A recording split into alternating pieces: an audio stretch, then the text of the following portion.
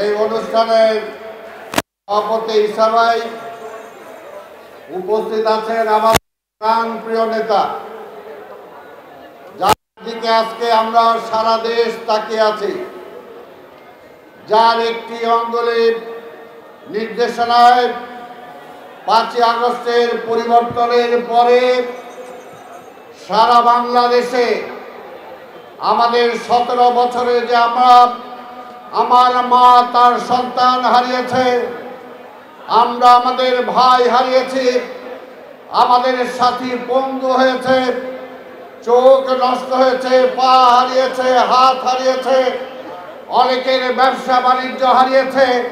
যে স্বৈরাচারী আওয়ামী লীগ দখল করে নিয়েছিল, আমাদের নেতার এক নির্দেশে সারা দেশ ঠান্ডা হয়ে গিয়েছিল। তা না হলে যে আগুন আমাদের বুকে জ্বলছিল, সেই আগুন দিয়ে সারা বাংলাদেশের আওয়ামী লীগের বাড়িঘর আগুনে জ্বলজ্বল করে জ্বলে উঠত। কিন্তু আমাদের নেতা প্রমাণ করেছেন তিনি দলের নেতা না, শুধু তিনি দেশের নেতা। তার বাবা যেমনি স্বাধীনতার ঘোষক, তিনিও দেশের নেতা ছিলেন বলে শেখ মুজিব যখন পালিয়েছিল পাকিস্তানে, তখন আমাদের নেতা শহীদ জিয়া বুকে সাহস দিয়ে মৃত্যুকে আলিঙ্গন করার জন্য সেদিন স্বাধীনতার ঘোষণা দিয়েছিলেন। আমাদের নেতা জিয়া রহমানকে যেদিন 75-এর 7 নভেম্বরের পরে এই দেশের মানুষ, সিপাহী জনতা, একটি ভেঙে পড়া দেশ, একটি ভেঙে পড়া অর্থনীতি, একটি তলাবিহীন ঝুড়ি, একটি সেনাবাহিনীর মধ্যে কু কাউন্টার কু, সেনাবাহিনীর বিকল্প রক্ষী বাহিনী, সব কিছু যখন ধ্বংস হয়ে গিয়েছিল, তখন জিয়া রহমানকে ক্ষমতায় বসিয়েছিলেন জিবর রহমানও এক ঘোষণার মধ্য দিয়ে যে দেশের মানুষ না খেয়ে মারা গিয়েছেন, তো কয়েক মাসের ব্যবধানে সেই দেশের মানুষকে তিনি খাইয়েছেন এবং বিদেশে চাল রপ্তানি করেছেন। আমাদের নেতা তারেক রহমান তার সেই সুযোগ্য বাবা, সুযোগ্য বর, সুযোগ্য সন্তান, অনেকেই তো বুঝতে পারতেছেন না।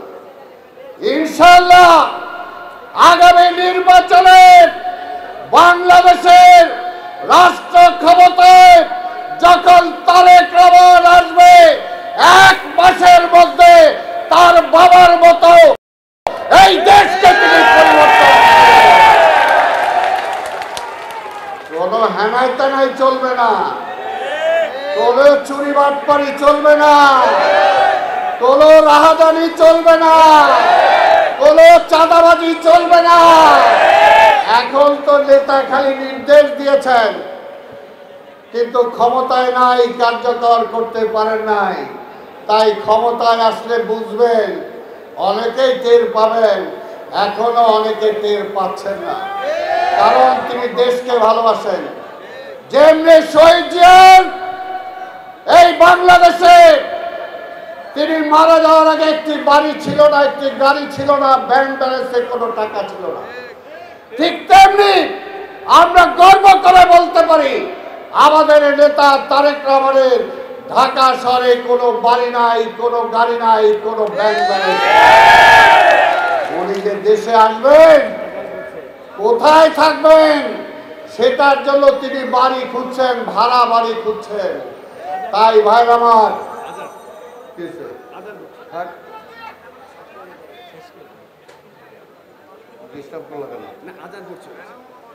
আজকে তাই বলতে চাই, আজকে নেতা আপনি দায়িত্ব দিয়েছিলেন, আপনার বিভাগ এটা, আপনি আমাকে স্পষ্ট মনে আছে বলেছিলেন এটা আমার বিভাগ, এই বিভাগের দায়িত্ব আমি নিচ্ছি এবং এই বিভাগে আমরা চাই এই বিভাগের সর্বোচ্চ সিট দিয়ে যাতে আমাদের নেতা রাষ্ট্র ক্ষমতায় যায়, সেই দায়িত্ব কিন্তু আমাদের।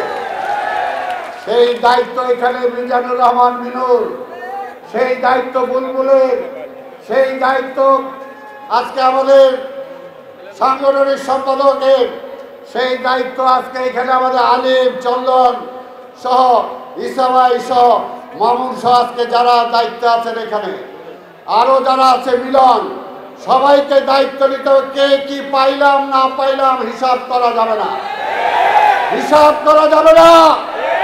বেগম খালেদা জিয়া আপনাদেরকে অনেক কিছু দিয়েছে, সম্মান দিয়েছে, মন্ত্রী বানিয়েছে, মেয়র বানিয়েছে, এমপি বানিয়েছে। সব কিছুই আমাদের নেতা তারেক রহমানের সাথে আলাপ করুন। তাই আগামীতেও আরো থলি খালি থাকবে না, সবাইকে নেতা দিবেন, মূল্যায়ন করবেন। কিন্তু আজকে যে ঐক্য সৃষ্টি হয়েছে, এই ঐক্য যাতে আর বিনষ্ট না হয়।